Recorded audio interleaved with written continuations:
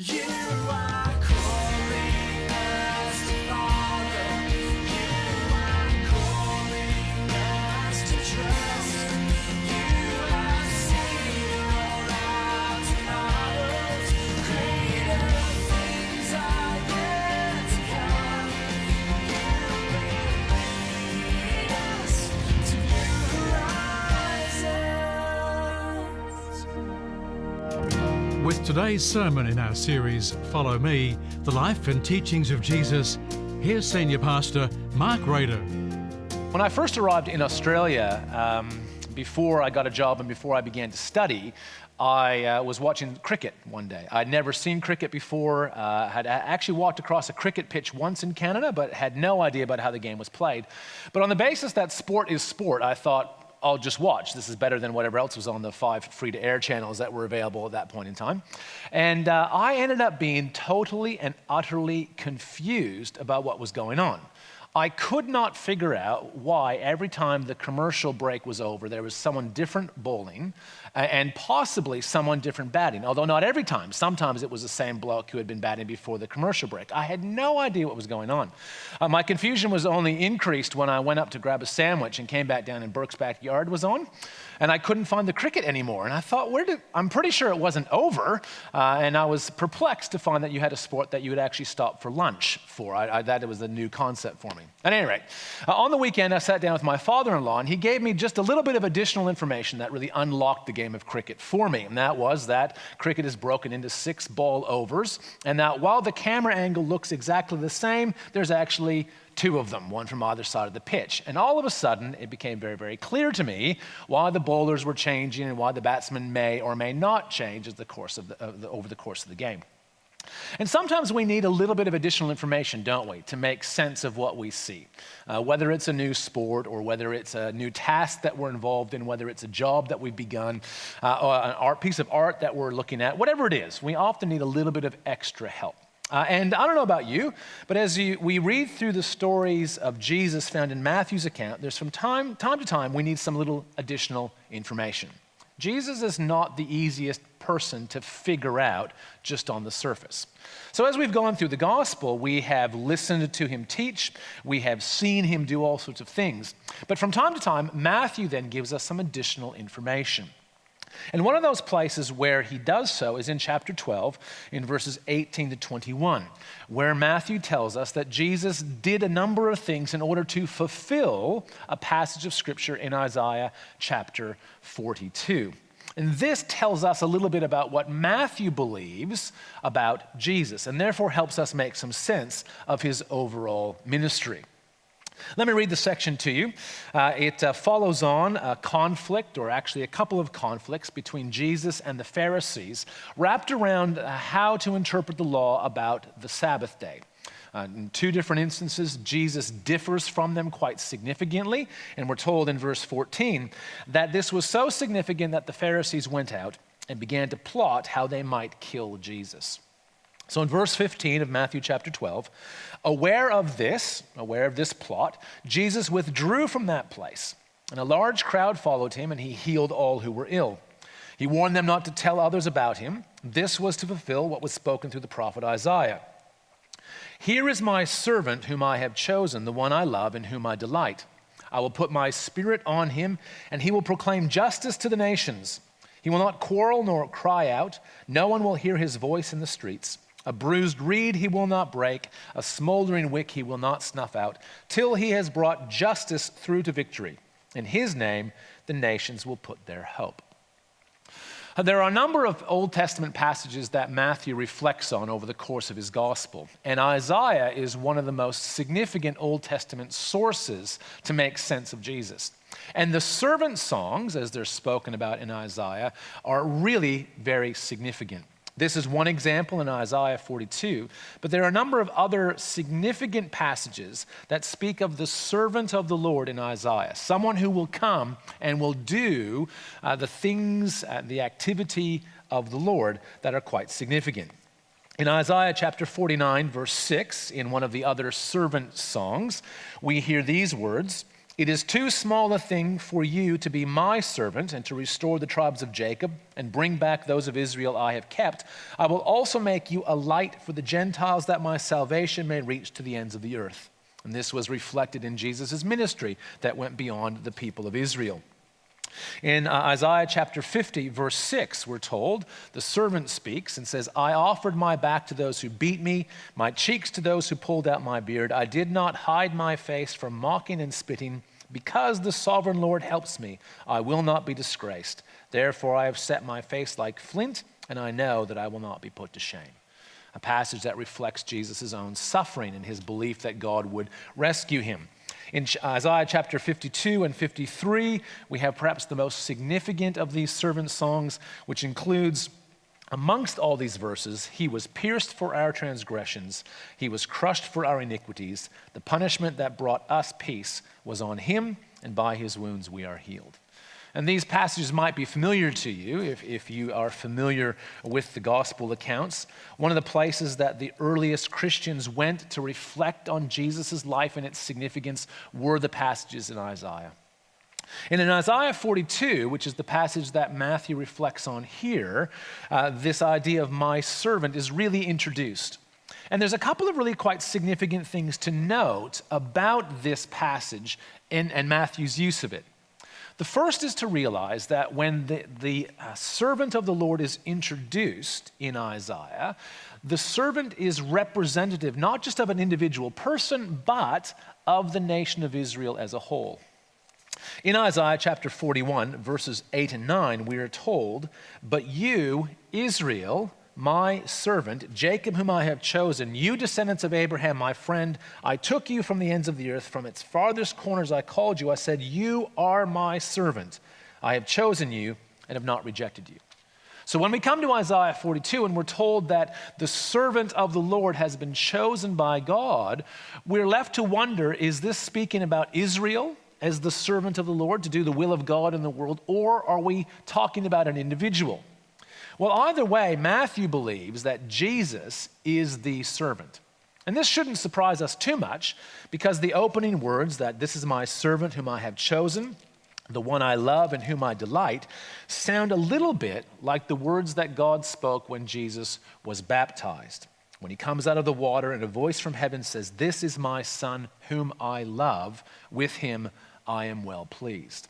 And immediately following that, Jesus is sent into the wilderness. And in the wilderness, as we looked at a number of weeks ago now, Jesus goes through the same kinds of tests that the nation of Israel did in the wilderness, but where they failed, he succeeded. So Jesus here represents more than just himself. He represents all that the people of God were supposed to accomplish as the people of God in the plans and purposes of God. And this is why the task that the servant has been given is so grand. I don't know if you noticed it, but in Matthew's account, when he talks about what the servant has come to do, it's pretty big. This is my servant whom I've chosen. I will put my spirit on him, and he will proclaim justice to the nations.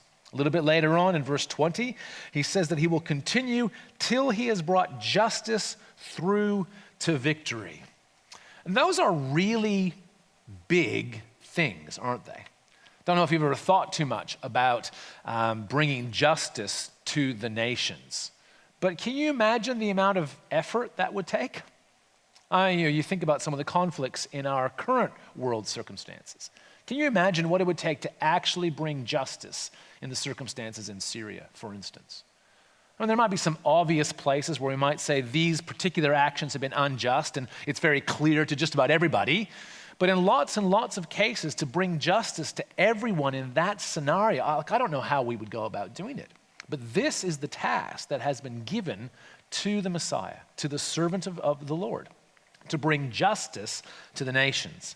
And this kind of extraordinary mission is reflective of what Jesus has come to do. While Jesus' ministry focuses primarily on the people of Israel, we've actually had a few reflections that his ministry will expand beyond Israel.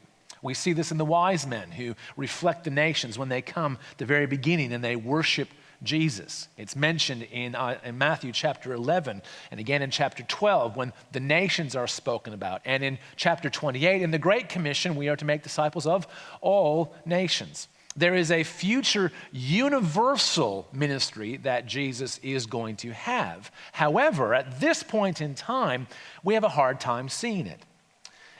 Jesus seems to be, in terms of his ministry, more interested in teaching and preaching and healing than he is in bringing justice. I've sometimes thought that Jesus looks a little bit like a hippie sometimes. Maybe it's the long hair that he's often depicted with, I don't know. But there's that sense that Jesus just kind of drifts along with whatever the crowd is doing, or wherever the crowd is, there Jesus is, or maybe it's the other way around, wherever Jesus is, there's a crowd. But he always seems very open to doing whatever people request of him. Will you heal my daughter? Yes, I will. Will you come and heal my servant? Yes, I will. Hey, let's go across the lake. There doesn't seem to be a rhyme or reason to what Jesus does. There doesn't seem to be a pattern. He doesn't open his ministry and say, all right, boys, this is what we're going to do. We're bringing justice to the nations. And so this is our strategy. This is what we're going to try to achieve. Jesus just wanders around Galilee and other areas in Judea, teaching and preaching and healing. He seems more interested in being an itinerant preacher than he is in bringing justice to the world. So how do we reconcile what we see Jesus doing and this grand plan? Because Matthew has put this here to help us explain what Jesus is doing. And I guess the clue is found in the strategy of the servant. So the servant is to bring about justice to the nations. This is true. But the strategy is this, verse 19. He will not quarrel or cry out. No one will hear his voice in the streets. A bruised reed he will not break, and a smoldering wick he will not snuff out. And that is a curious strategy to bring justice, isn't it? If you were seriously thinking about bringing justice to our world, you'd think that you would need to have some power, some influence, some might on your behalf to force people to accept the justice that you would bring. You'd think that you would have to establish some sort of a scenario where your authority was recognized in a particular way in order to bring justice, and yet the strategy that Jesus brings is almost its exact opposite. He's not going to quarrel with anybody.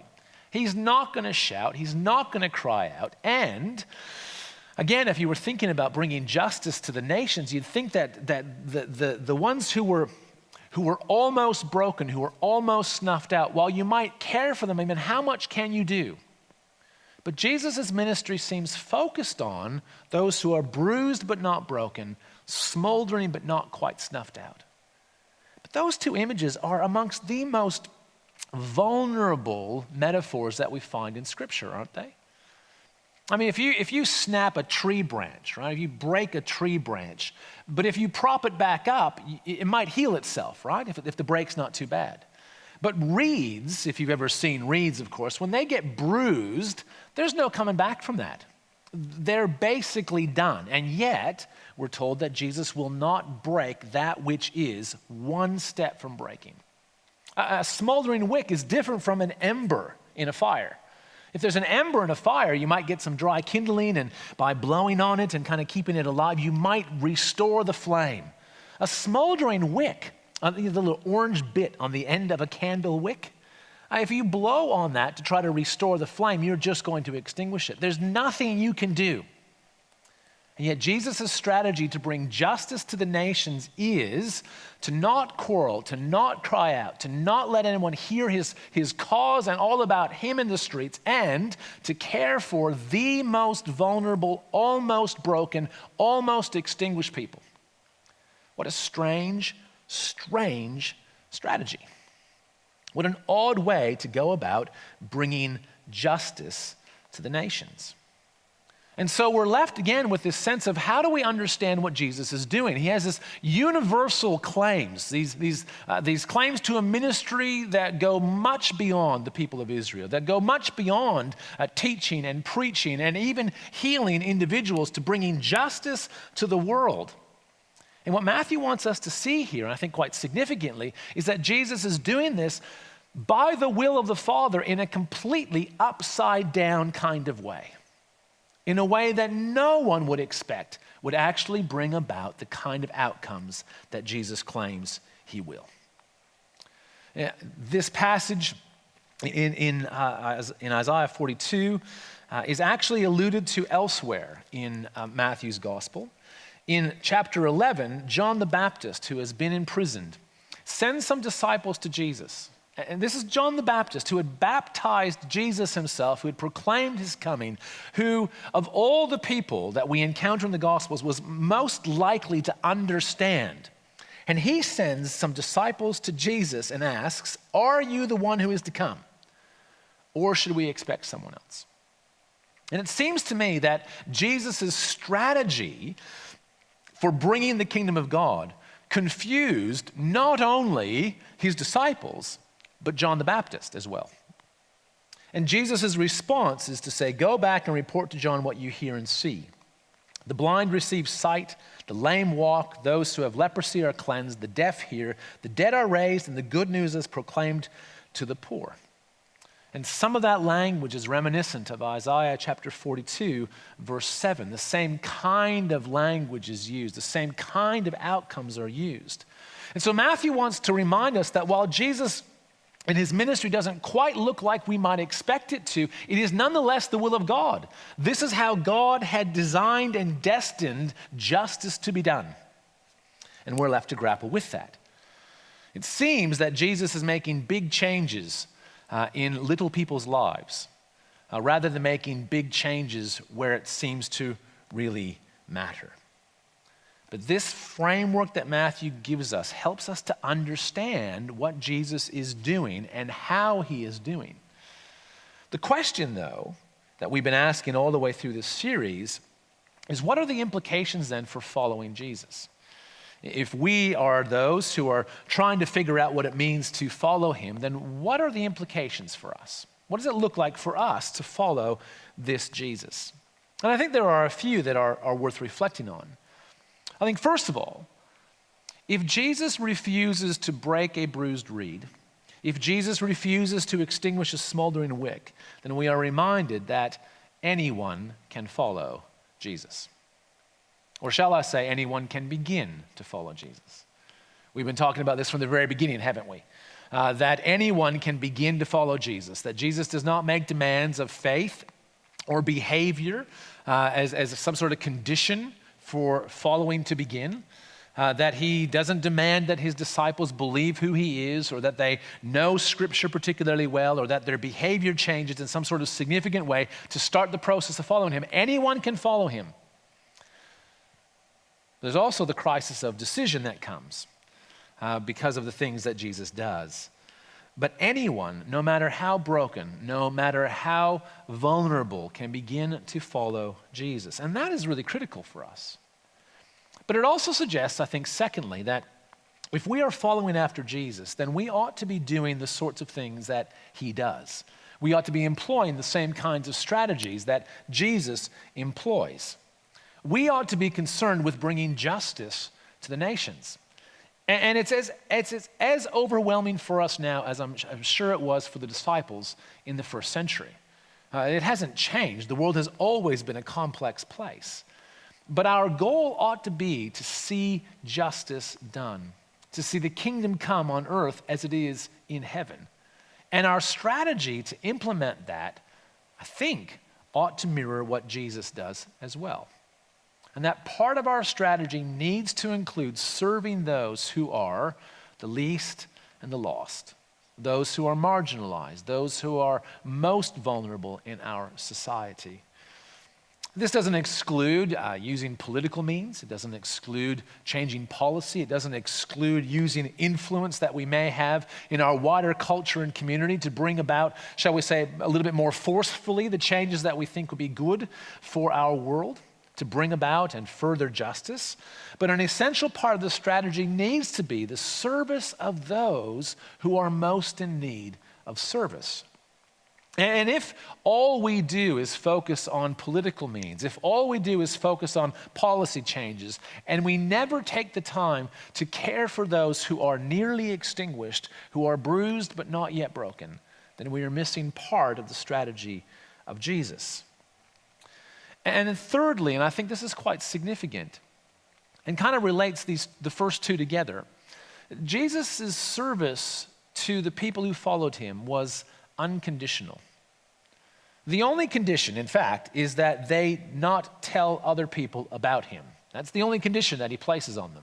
Elsewhere in the scriptures or elsewhere in the Gospels, when Jesus tells people not to tell people about him, they tend to disobey him on that one, and they tell him. I'm not that surprised. When you've been healed of something miraculous, it's quite difficult to keep that to yourself. And the reason here is most likely that Jesus did not want to fan into flames the messianic expectations that people had, that he would raise an army and march in power to Jerusalem and change the world from the top down. And it seems that he wants to diffuse some of those expectations as best he can. But Jesus does not heal them and then demand that they believe in him. He does not heal them and then demand that they change their behavior. Now, we'd like to think, and I think reasonably so, that those who were healed by Jesus would indeed believe in him, that those who had been healed by Jesus would indeed take seriously his teaching. But those conditions are not placed upon those who come to him. And our service of those in our lives, our families, our neighbors, our colleagues at work, those that we study with, those that we are involved in hobbies with, wherever we might come across people, our service to those who do not yet know Jesus and do not follow him must be, in the same way, unconditional. You know, we believe when we serve people that we want what is best for them. And as a believer in Jesus, I believe that what is best for people is that they meet Jesus. I think that's best for them. However, my service to those people cannot be in order that they do what I think is best for them. And so we are called, much like Jesus did, to serve unconditionally those who are most vulnerable, and those who may never choose to believe, those who may never change their behavior, those who may never explore the claims of Jesus, those who may never end up in anywhere near a church building or a church event. We are still called to serve. And so I think the implication for each of us as followers of Jesus, whether we have yet come to that crisis of decision or not, is to ask, who are we serving? Who has God placed in your life to serve in a way that you can bring about, in some small way, justice for the nations? Whose good can you look to? Who can you give a leg up to in the way that Jesus might? Because it is the service of Jesus that is pleasing to God. It's the service of Jesus as the servant of God that will end up ultimately bringing about the justice that God desires. So even though it might appear at first glance that Jesus was only interested in teaching, and preaching, and healing, and had no aspirations for more, he is in fact here following the strategy of God himself, this quiet, upside-down revolution. And he invites us into this same path and strategy to bring justice to the nations through service, through unconditional service. And that is more than a challenge for us. And one of the reasons I believe why Matthew needs to explain what's going on, so that we can understand that this is not a mistake, this is not an accident, this has not been some sort of interpretation of Jesus' activity by the early church, but this is in fact the will and purposes of God, not only for Jesus, but also for each one of us. We hope you've enjoyed today's New Horizons program. You can download the companion study guides for each program from the Guymer Baptist Church website. Go to guymerbaptist.org.au/New Horizons. These are available for each episode, or you can download the whole series. Guymer Baptist Church in Sydney's southern suburbs is a contemporary evangelical church seeking to serve our local community and help them to know Jesus. At the heart of all we do is the desire to help people love God in all aspects of their lives. If you'd like to get in touch with us, you can do so via the contact page on our website or visit our Facebook page. Jesus' ministry can fool us into thinking that Jesus was only interested in being an itinerant. He goes around healing and teaching and preaching all over the place, but doesn't seem to have a distinct strategy to bring about the kingdom of God. And so Matthew reminds us that we should not be fooled by this, that in reality Jesus' ministry and mission has from the very beginning been to bring in justice to the nations according to the will of God. What we do not expect is the strategy that he uses, a strategy that includes not quarreling, not crying out, being quiet and caring and serving those who are most vulnerable. And this is the same for those of us who choose to follow after him, to take the path of service because it's what pleases God. Trust that you've been encouraged by this morning and hope to see you again real soon. God bless.